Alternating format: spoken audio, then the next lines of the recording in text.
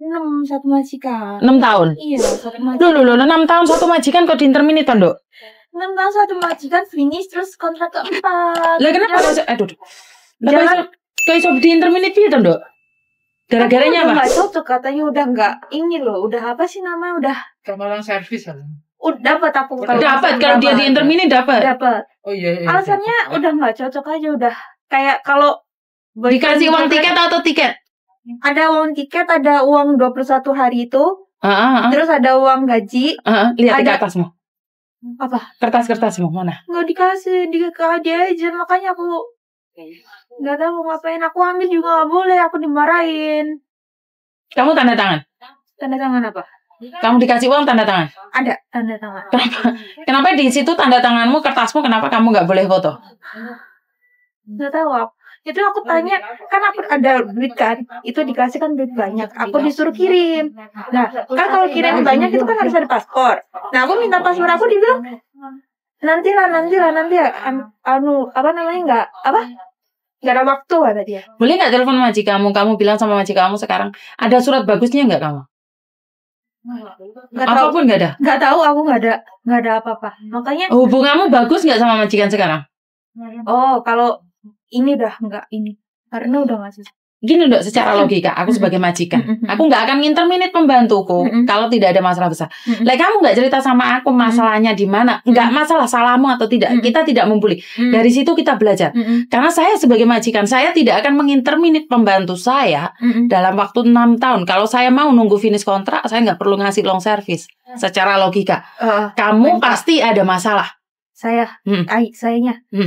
Mungkin karena masalahnya itu udah numpuk dari awal kayaknya ya. Kayak maksudnya tuh sedikit jadi bukit gitu. Jadi meledaknya tuh pas itu gitu loh. Dan pas aku kan ada libur hari 2 hari itu ya. Hari Sabtu sama Minggu itu kan. Kan itu masalah awalnya itu. Nah, kan 4 tahun di situ aku tuh jarang banget minta libur. Kayak 2 hari kamu kerja sekali libur 1 kerja lah apa gitulah ya. Aku nurut banget. Nah 2 tahun itu kayak udah anaknya udah gede-gede, udah jarang lah ya minta dikasih kamu kerja nggak gini kan. Ya aku pikir ya 2 hari libur kan pasti udahlah dikasih lah ya. Nah dianya kaget kayak kamu kenapa nggak ngasih tahu aku kalau kamu mau libur ini. Kan udah kan biasanya ya gimana gitulah ya. Nah terus dia langsung mulai marah, aku juga marah. Kamu juga marah? Aku marah bukan yang gimana gitu ya, kayak blackface gitu. Ya orang sini paling anti long face dan blackface. Terus?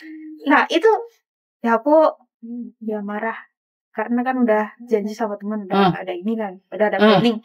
Tadinya nggak suka kalau aku 2 hari libur. 2 hari libur dia nggak suka. Soalnya majikan gue yang cowok kerja capek gitu loh. Jadinya aku harus kerja. Tapi aku udah posisi tuh nggak bisa dibatalin, udah ini sama temen gitu kan. Jarang ketemu juga. Jadinya ya mau nggak mau ya harus kasih.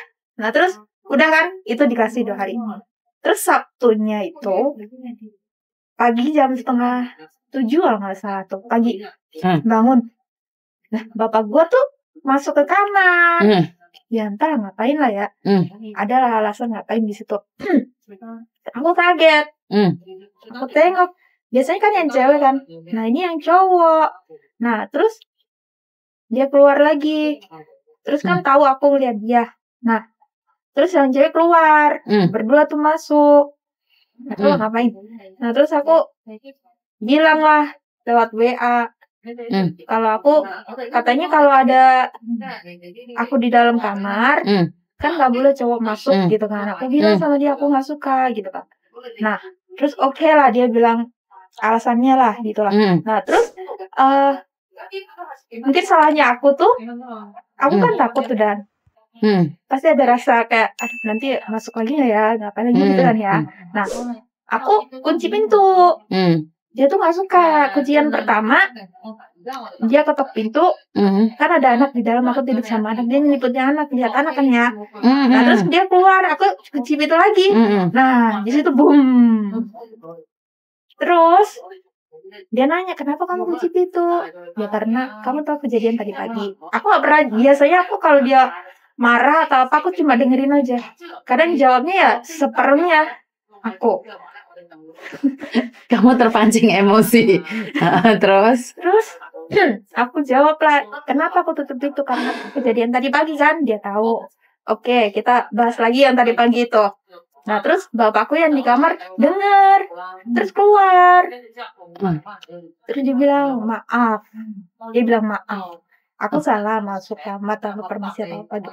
Mbokku denger. Kayak, bapakku minta maaf ke aku, berarti dia salah dong. Nah, mbokku tuh gak suka. Kan nggak apa. nanti bos kamu yang cowok udah minta maaf sama kamu, dia mau kamu mau dia tuh bertekuk lutut minta maaf gitu. Kuaile ya gitu. Nah, iya. Kita anti kuaile ya. Apakah kamu harus memaksa aku untuk bersujud di kakimu?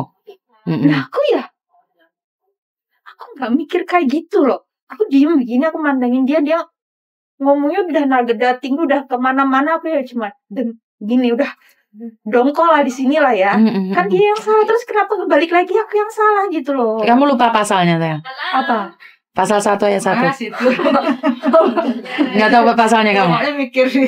Kamu nggak tahu pasal 1 ayat 1? Majikan selalu benar. Salah. Jangan digambar sendiri kepalanya, Dok. Tutupin Mbak pintunya, Mbak. Tutupin. Oh, kalian mikir pasal kui, Mas.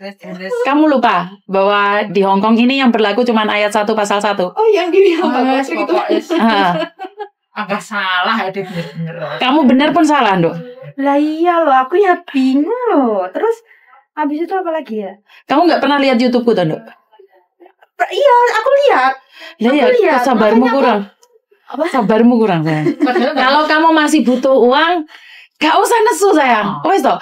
Kowe omahe dhewe. Yo kok mau kunci lho, Nduk. Kayak anak-anak di situ lho, Nduk. Iya, karena aku itu loh dapat.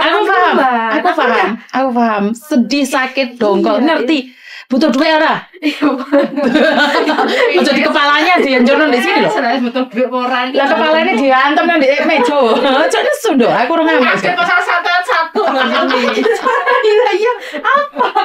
Padahal itu ayat 1 pasal 1 itu selalu saya katakan. Majikan maha benar. Majikan itu maha benar. Jadi walaupun salah dia benar.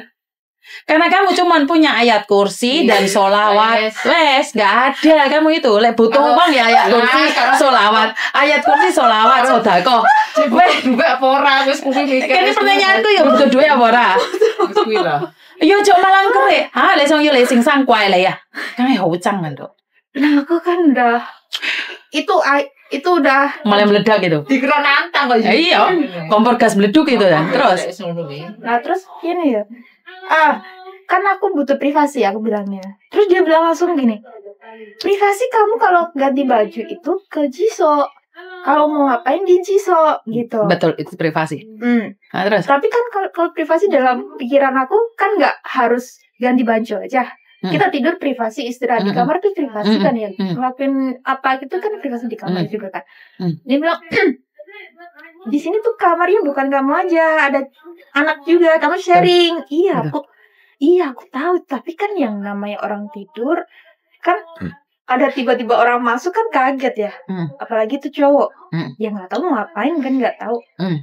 Ya kan aku shock duluan. Jadinya terpancing lah ya. Terus semenjak itu ya udah kayaknya udah hubungannya jadi hancur. Iya, hancur. Terus apa namanya? Masalah yang dulu-dulu tuh diungkit-ungkit loh. Oh iya, orang Hong Kong. Nah, terus aku kerja sama dia tuh dari nol banget. Bisa dibilang dari nol. Nah, bisa dibilang dari nol.